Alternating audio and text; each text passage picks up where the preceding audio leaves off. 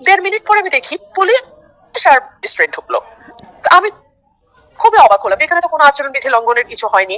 আমি হ্যান্ড মাইকে কথা বলছি, কোনো ব্যানার নাই, আমি ভোট চাই নাই, বা মানে আচরণ বিধি কিছু হয়নি। হ্যাঁ, আমি তো অবাক হয়েছি, বাট অবাক হয়ে আমি বক্তব্য কন্টিনিউ করতেছি। কন্টিনিউ করার পরে 3-4 মিনিট পরে আমি দেখি উনি উপরে উঠে আসতেছে, ম্যাজিস্ট্রেট।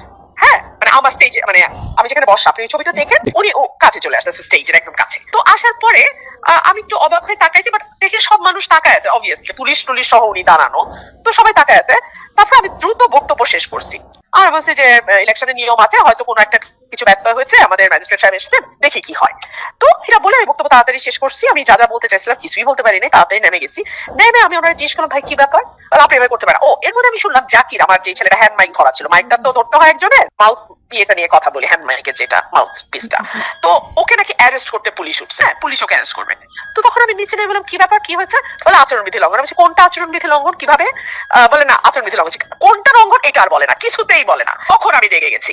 আমি বললাম যে আমার প্রতিপক্ষ, আমি কোনো নাম নেই নাই, আমি বলছি আমার প্রতিপক্ষ, তারা মিটিং করছে একটার পর একটা, সমাবেশ করছে একটার পর একটা, আপনারা চোখে দেখেন না? আচ্ছা, এর মধ্যে আমি একদম স্পেসিফিক্যালি বলছি, বিএনপির আশুগঞ্জের উপজেলার সাধারণ সম্পাদক বলেছে ওই ম্যাজিস্ট্রেটের গাড়ির সামনে দাঁড়িয়ে, হ্যাঁ ওদের মিটিং চলছিল, সেখানে ম্যাজিস্ট্রেটের গাড়ি বাইরে ছিল, বলতেছে এরকম আগে, মানে বৃদ্ধাঙ্গুলি দেখায়, বলতেছে তুমি বানানারে টিস্যু বলছি আরো বলবো, নর্তকি বলছি আরো বলবো, কি করবা, প্রশাসন আমার কি করবে, বলে যে এরকম দেখাচ্ছে। ওইটা আমি আবার বলছি যে আপনারা ওই যে বৃদ্ধাঙ্গুলি দেখায় ওটা দেখেন না।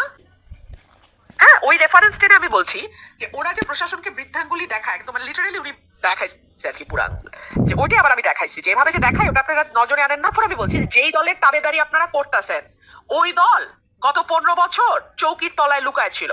আমি রুমিন ফারানার সামনে ছিলাম, আমার দল লাগে না। ওই তারপর আপনারা যা যা শুনছেন আমি তাই। একটু ঝুঁকে গেছে, প্রশাসন নিরপেক্ষ কাজ করছে না, আমি আশা করেছিলাম নিরপেক্ষ করবে। আজকে 40,000 টাকা জরিমানা করছে জানেন। আর এই যে বিএনপির লোক যে সমানে স্টেজ বানায় করতেছে, 1 টাকা জরিমানা